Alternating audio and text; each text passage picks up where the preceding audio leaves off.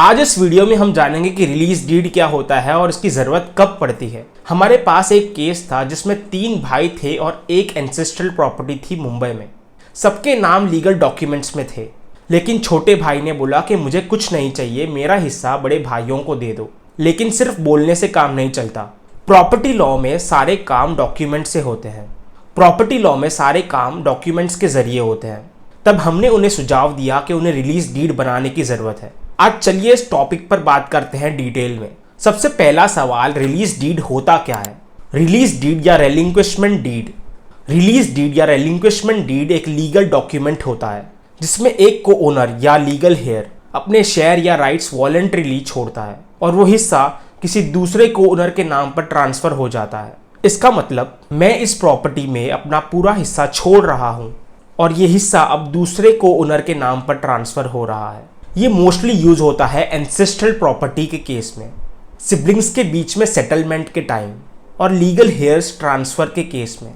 चलिए इसे एग्जाम्पल के जरिए समझते हैं। सपोज 3 भाइयों के नाम पर एक फ्लैट है और छोटा भाई दिल्ली में रह रहा है, उसे इस प्रॉपर्टी में कोई इंटरेस्ट नहीं और वो चाहता है कि उसके हिस्से का जो शेयर है वो 2 बड़े भाई बांट ले।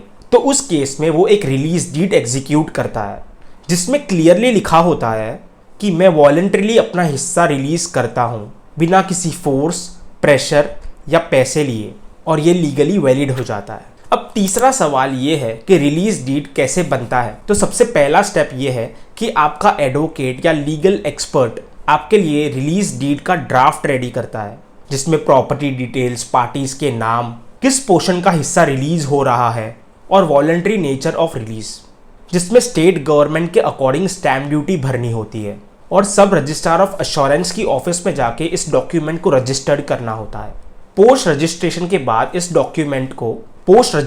बाद ये डॉक्यूमेंट प्रॉपर्टी रिकॉर्ड का पार्ट हो जाता है। फिर म्यूटेशन और नेम ट्रांसफर के लिए इस डॉक्यूमेंट को यूज किया जाता है। अब चौथा सवाल ये है कि रिलीज डीड कब यूज होता है।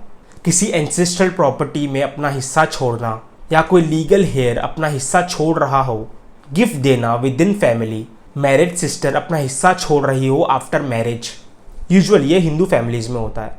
Important point to be noted, ये किसी भी प्रकार का सेल नहीं होता, इसमें कोई भी कंसिडरेशन इन्वॉल्व नहीं होता, पैसे का लेन देन नहीं होता, बस ये एक वॉलंटरी रेलिंक्विशमेंट होता है। अब पांचवा और आखिरी सवाल, क्या रिलीज डीड एक फुल प्रूफ लीगल डॉक्यूमेंट है?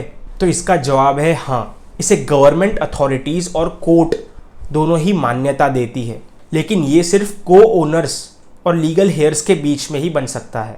नॉन ओनर्स किसी भी प्रॉपर्टी में अपना हिस्सा नहीं रिलीज कर सकते। ये डॉक्यूमेंट जब तक रजिस्टर नहीं होता तब तक वो लीगली एनफोर्सिएबल नहीं होता। अगर कल जाकर सिबलिंग्स के बीच में कोई डिस्प्यूट होती है तो इस रिलीज डीड को कोर्ट में एज अ लीगल एविडेंस माना जाएगा और इसकी एविडेंटरी वैल्यू होती है। तो दोस्तों, इस वीडियो से ये पता चलता है कि किसी भी प्रॉपर्टी में अपना शेयर छोड़ने के लिए सिर्फ मुंह जुबानी बात काफ़ी नहीं, आपको लिखित में रिलीज डीड ड्राफ्ट करानी होती है, आपको लिखित में रिलीज डीड बनानी होती है जिस पर आपको स्टैम्प ड्यूटी भरनी होती है और उस डॉक्यूमेंट को सब रजिस्ट्रार के पास रजिस्टर करना होता है। अगर आप भी किसी फैमिली सेटलमेंट में हो तो इस ऑप्शन को ऑप्ट करना ना भूलें। वीडियो पसंद आया हो तो लाइक, शेयर और सब्सक्राइब करें और अपने दोस्तों के साथ शेयर करें ताकि उन्हें भी लीगल नॉलेज मिले। अगर आपको रिलीज डीड ड्राफ्ट या रजिस्टर करनी हो तो आप हमारी हेल्प ले सकते हैं, आप हमें कांटेक्ट कर सकते हैं। मैं हूं एडवोकेट करण भानुशाली, मिलता हूं आपको अगले वीडियो में। तब तक के लिए जय हिंद।